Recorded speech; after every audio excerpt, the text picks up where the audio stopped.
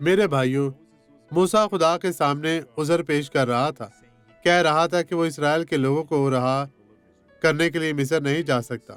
ایسی باتیں کہہ کر وہ ہقلا رہا تھا، اس کے الفاظ ٹھیک سے نہیں نکل رہے تھے۔ ایسا ہی کچھ اس نے اپنے بھائی کو لے جانے کو کہا۔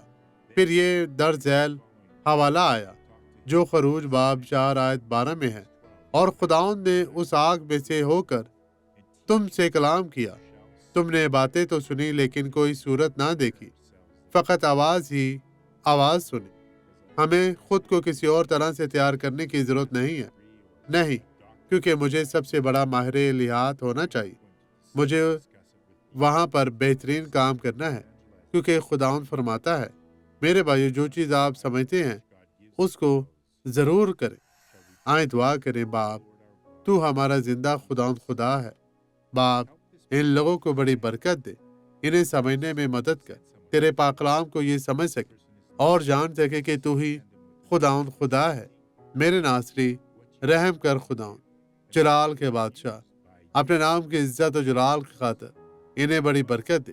ہمیں تیری ضرورت ہے، تو ہم پر رحم اور فضل کر اور ہر طرح کی بدی سے ہمیں محفوظ رکھ۔ تیرا بہت شکریہ۔ خداوند آپ کو برکت دے۔ آپ بابرکت ہے، یسوع کے نام میں۔